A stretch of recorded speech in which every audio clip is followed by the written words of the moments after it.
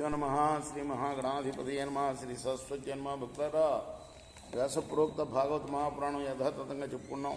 ఇందులో భాగంగా నిన్నటి వరకు 4 స్కందాలు పూర్తి చేసి 5వ స్కందాన్ని 35 భాగాలుగా చెప్పుకున్నాం.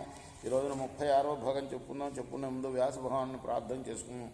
వ్యాసాయ విష్ణురూపాయ వ్యాసరూపాయ విష్ణవే నమో వై బ్రహ్మనిధయే వాసిష్ఠాయ నమో నమః. समर्थ सद्गुरु साईनाथ महाराज की जय.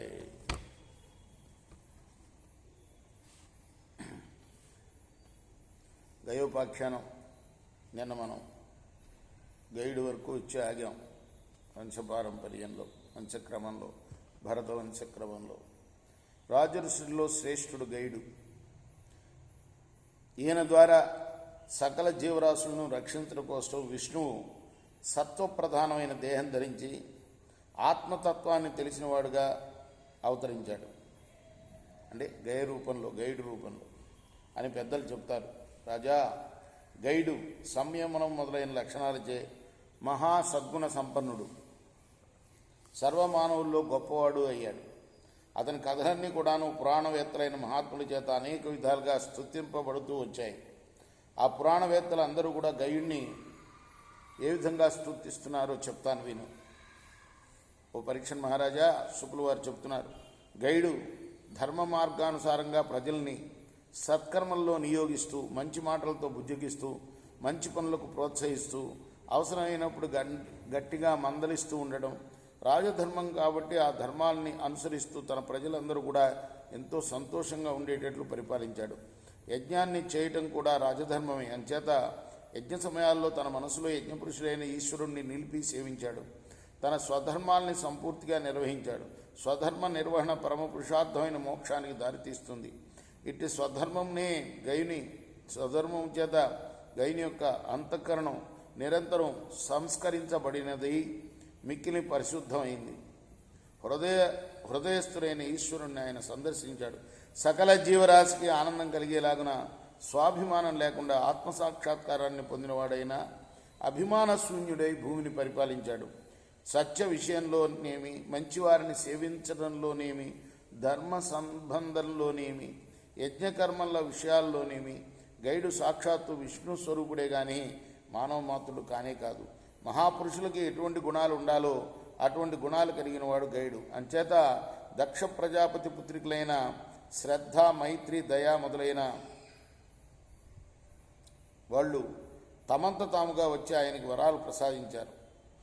భూదేవి ఆయన ప్రజల పాలిటి కామధేను అయింది.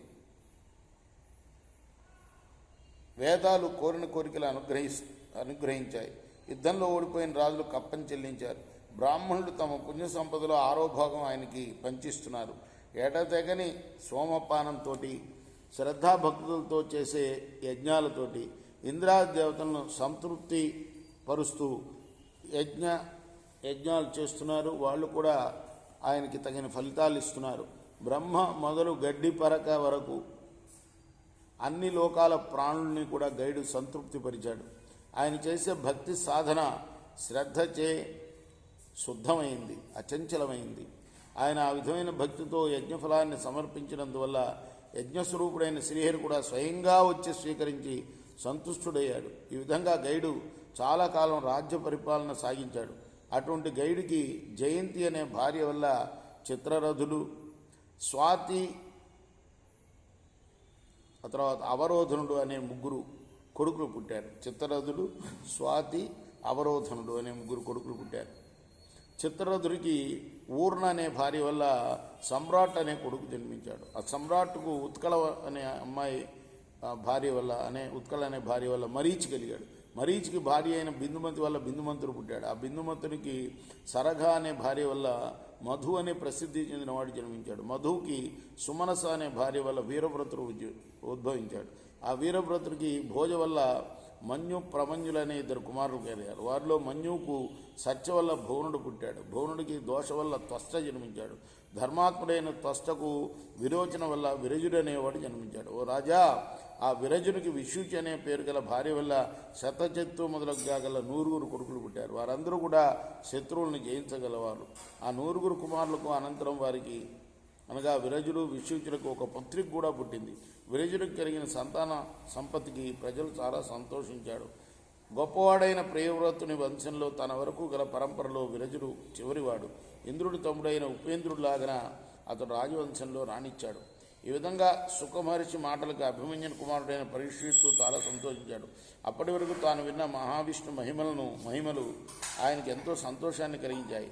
ఆయన తానింకా విష్ణుమూర్తి మహిమలను వినాలనే కుతూహలంతో మళ్ళా ప్రశ్నించాడు. ఓ మునీంద్ర, ఎంతవరకైతే సూర్యరశ్మి ప్రసరిస్తుందో, ఎందాక నక్షత్రాలతో కూడిన చంద్రుని కిరణాలు వ్యాపిస్తూ ఉంటాయో అందాక ప్రియవర్తిని రథచక్రాల ఒరిపిడి వల్ల సప్తద్వీపాలు సప్త సముద్రాలు ఏర్పడ్డాయని చెప్పావు కదా.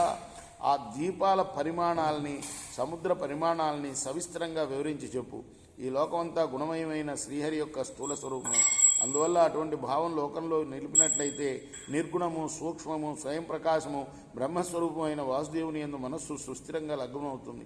అంచేత ద్వీపాలకు, వర్షాలకు, సముద్రాలకు సంబంధించిన విశేషాలను సవిస్తరంగా వెల్లడించు అని ప్రార్థించగా సుఖయోగి చెప్పడం మొదలుపెట్టాడు. ఆ విషయం రేపు చెప్పుకుందాం. చూసారా, ఎప్పుడో చెప్పిన విషయాన్ని గుర్తుపెట్టుకొని శ్రోత అంటే ఇలా ఉండాలన్నమాట, పరీక్షితులాగా.